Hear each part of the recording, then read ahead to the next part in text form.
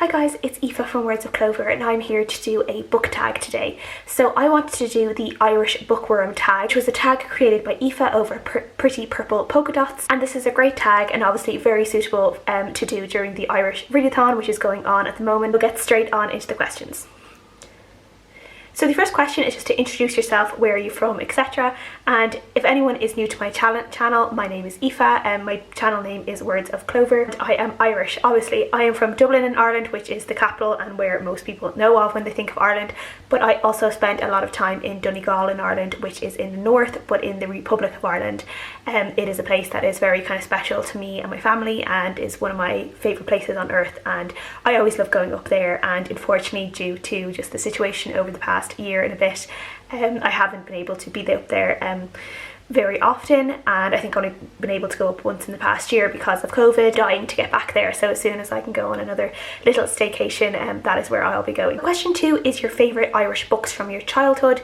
And for me, some of the books I remember from my childhood were a collection of storybooks that I had that were basically just really short retellings of Irish folklore and mythology, things like the Children of Lear, the Salmon of Knowledge, the Bull of Cool, and a bunch of these type of little stories. And I really loved them. They had like little pictures alongside of them, and I had some that were like separate copies, and then I had one little kind of collection that was a bunch of stories all together that just had like little pictures and stuff and illustrations that I really loved. And those were ones that I reread a lot when I was younger. And I particularly liked Children of Lear in like a weird way, because in one case the Children of Lear used to be the only place where I used to see my name in like stories, which I loved, but the witch in Children of Lear, who was like the villain, is named Aoife, so that's why I loved seeing my name. But at the same time it was kind of a weird feeling because I was the villain in that way. There's also a great book called Strongbow by Morgan Llewellyn, which I also really loved, and this is a book that is based on like an historical events in Ireland, and it is about a princess called Aoife, who was the daughter of the King of Leinster at the time, and she basically was in an arranged marriage with this knight from England called Strongbow, Richard de Clare, I think he was the Earl Pembroke, and he came over basically to help her father with something, and in return he got to marry her. And she's just a really interesting figure in history. She's a really strong woman in history, and it's only recently that I realised that one of my favourite historical fiction writers, Elizabeth Chadwick, she actually does have an adult novel about this time in history and about Aoife and Strongbow called The Irish Princess, and it is one that I'm desperate to get my hands on because I love Elizabeth Chadwick's writing, and this is one of my favourite stories as well, so I can't wait to get my hands on that and read it. And other books that I've talked about a lot before are also Under the Hawthorn Tree by Marita Conlon McKenna. I read that when I was younger and I also really enjoyed it. It's one of the only kind of books I know from like that kind of looks at like for children, that looks at things like the Irish famine. The third question is, what books did you study for your Leaving Cert? So the Leaving Cert in Ireland is basically our final like exams that we do in school, and the points that we rack up in our exams for the Leaving Cert basically determine what course you can get into college. So for the Leaving Cert, I actually talked a little bit about this in a recent tag I did that was called the School Days Tag, where I talked about some of the books that I studied in school. But one of the books I did study for the Leaving Cert was called Lies of Silence by Brian Moore. This is a book that is based around the Troubles in Northern Ireland, and it's about a man who was a hotel manager, and one night himself and his wife are kidnapped by the IRA, and he's basically told that he has to deliver this bomb to the hotel that he works at, or else his life and his wife's life is forfeit. And it kind of goes through the dilemma that he faces and trying to figure out what is the best thing to do. The books I studied King Lear was my play that I studied in school, obviously by William Shakespeare, and I really enjoyed that one. And yeah, it's definitely one that I liked rereading and I loved kind of analysing, and since like the last couple of years I've loved going back and rereading some of William Shakespeare's plays. I definitely need to go back and read King Lear again, I think, because I don't think I've read it properly since school. And then I also studied a play called Dancing at Lunasa by Brian Friel, which is a movie now with Meryl Streep, but we studied the play, and again, I wouldn't say there was anything particularly like extraordinary about this play. I did enjoy it. It wasn't terrible to study. It's basically about a bunch of sisters who are all kind of single. One of the sisters is a single mother, which would have been very unusual for the time that this is set in and kind of frowned upon. And they all live in this like one house, and it's basically just about their relationships and their history and just how they kind of all work and live together. And at a time in Ireland, I think it's around the 50s or 60s, where things were kind of hard in Ireland at the time and still quite secular and, you know, under kind of the gaze of the Catholic Church and things like that. So yeah, that was quite interesting to study at the time in school as well.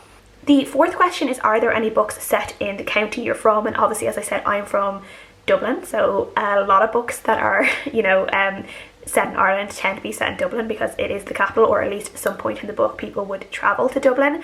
So yeah, I kind of feel like a cheater by answering this question because it's kind of easy for me, because it's kind of like all books. Number 5 is, who's your favourite Irish author? And this is actually a really hard one for me because I'm not sure if I have like an absolute standout favourite Irish author. I really love Louise O'Neill. Like, she's an auto-buy author for me. I will like buy and read and rave about anything that she like writes, because I generally love everything that she writes about. I also really love Liz Nugent, who is a thriller writer. I've really enjoyed all of her books, and I just think the way she writes characters and the way she writes despicable characters is just absolutely amazing. And I always love seeing her new creations and how she can just make these horrible characters, and almost like it's almost worrying how good she is at it. I've really enjoyed Graham Norton's novels that he has out. I am reading Homestretch, his latest novel, during this Irish readathon, and I'm really looking forward to that. And yeah, I just really like the way he writes Ireland, the way he writes small towns in Ireland, and kind of just the feelings within small towns, the community, the close-knit communities, as well as all the bad things that kind of can come from towns and people knowing everyone and everyone's business, and how hard it is sometimes to break away from that as well. I think he's really good at writing that. He never, even though he's lived in the UK for a really long time, he's never lost like his Irishness in that way. He's never lost his knowledge of what it is to be in these towns, because that's the type of town that he grew up in, and I've always really enjoyed his writing. I really love Deirdre Sullivan. She has a couple of kind of fairy tale collections, a folklore retelling, and she also has some kind of YA fantasy / kind of contemporary fantasy, I guess, books that I really enjoy. And I really like the way she writes magic and teenagers, and I'm really looking forward to everything else that she is going to come out with.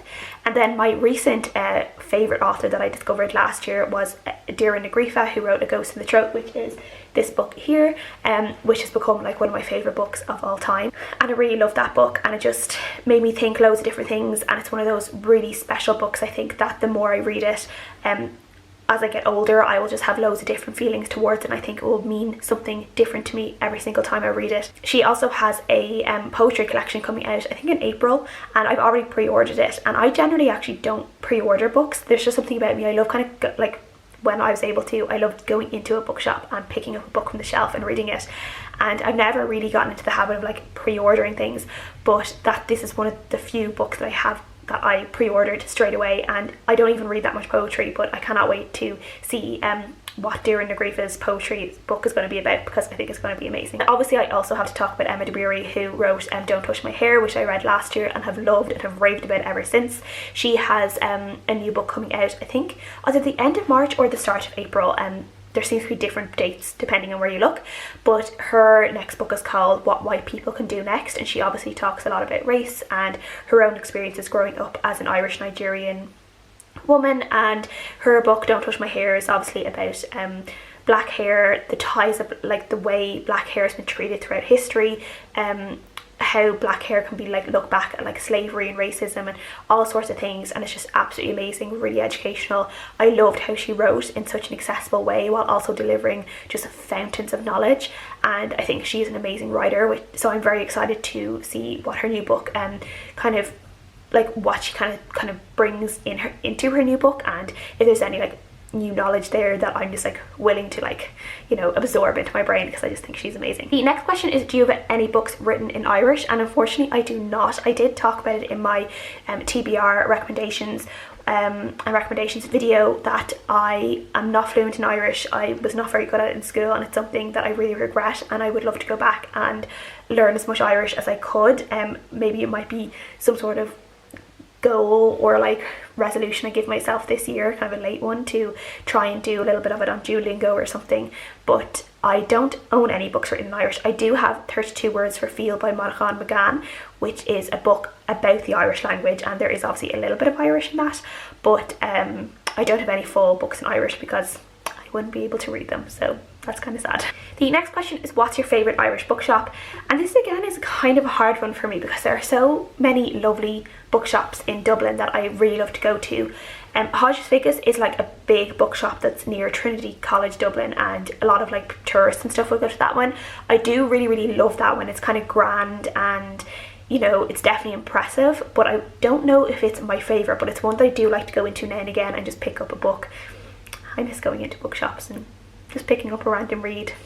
Definitely like looking forward to that when all of this is over. Really love Dubray Bookshop. Dubray on Grafton Street in Dublin is the one that I would go to the most, and yeah, that's just a bookshop that I used to go to all the time and just have a browse. And it's also one that I used to go to for like really nice stationery and like birthday cards and all sorts of cards, because their stationery section is also really nice, and they also have a little cafe. And I also really love the Gutter Bookshop, which is an independent bookstore in Dublin, and that's just a really nice bookstore, and the people who run it are so lovely and have just been doing absolutely amazing work during the entire like COVID pandemic the past year, and like how many orders they've gotten and what they like have had to work really hard to get everyone's orders out. And they're definitely a bookshop that I really like to like support as much as I can, and I picked up a couple of books for the Irish Readathon from that bookshop, and I hope to do so in the future because yeah, it's just a lovely bookshop, and I'm looking forward to being able to visit that again. So the next question, or the last question, is to tag 3 Irish bookworms.